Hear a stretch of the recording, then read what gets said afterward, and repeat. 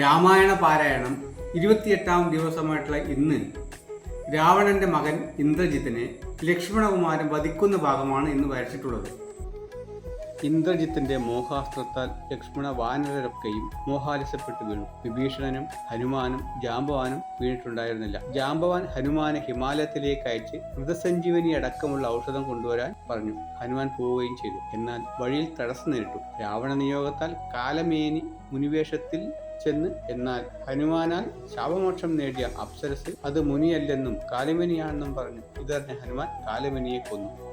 എന്നാൽ മരുന്നിന്റെ പേര് മറന്നു പോയതിനാൽ ഹനുമാൻ മലയോടെ തിരിച്ചു വന്നു. എല്ലാവരെയും ഉണർത്തി മല തിരിച്ചു കൊണ്ടുപോയി. ഉണർന്നു വന്ന വാനരസൈന്യം ബാക്കിയുള്ള രാക്ഷസന്മാരെയൊക്കെ കൊല്ലുവാനും അവിടെയൊക്കെ തീ വെക്കുവാനും തുടങ്ങി. കുംഭകർണന്റെ മക്കൾ കുംഭൻ, നികുംഭൻ, കൂടാതെ പ്രജങ്കൻ, യൂപാക്ഷൻ, ശോണിതാക്ഷൻ തുടങ്ങിയ ഉഗ്രന്മാരായ രാക്ഷസന്മാരെയൊക്കെ കൊല്ലപ്പെട്ടു. ധരാൽപജൻ, മകരാക്ഷസൻ എന്നീ ഭീകര രാക്ഷസന്മാരെ കണ്ട് വാനരന്മാർ പിൻവാങ്ങിയെങ്കിലും ശ്രീരാമൻ അവരെ കൊല ചെയ്തു. തുടർന്ന് മേഘനാഥൻ രാവണന്റെ അനുവാദത്തോടെ യുദ്ധത്തിനായി വന്നു. യുദ്ധത്തിൽ തളർന്ന മേഘനാഥൻ ഒളിച്ചുപോയി പൂജ തുടങ്ങി.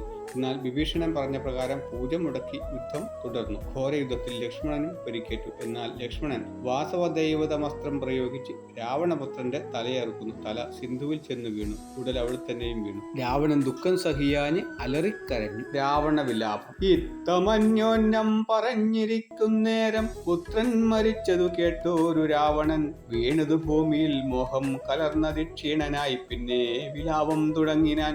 ഹഹാകുമാര മണ്ഡോദരീ നന്ദന ഹഹാസുകുമാര വീരമനോഹര മൽക്കർമ്മദോഷങ്ങൾ എന്തു ചൊല്ലാവതു ദുഃഖമിതെന്നു മറക്കുന്നതുള്ളിൽ ഞാൻ. പിന്നവർക്കും ദുജന്മാർക്കും മുനിമാർക്കും ഇന്നു നന്നായുറങ്ങിയിടുമാറായതു. നമ്മയും പേടിയില്ലാർക്കും ഇനി മമ ജന്മവും നിഷ്ഫലമായി വന്നതീശ്വര. പുത്രഗുണങ്ങൾ പറഞ്ഞും നിരൂപിച്ചും അത്തൽ മുഴുത്തും കരഞ്ഞു തുടങ്ങിനാൻ. എന്നുടെ പുത്രൻ മരിച്ചതു ജാനകി തന്നുടെ കാരണമെന്നതുകൊണ്ടു ഞാൻ ഒന്നവൾ തന്നുടെ ചോര കുടിച്ചൊഴിഞ്ഞെന്നുമേ ദുഃഖമടങ്ങുകയില്ലമേ.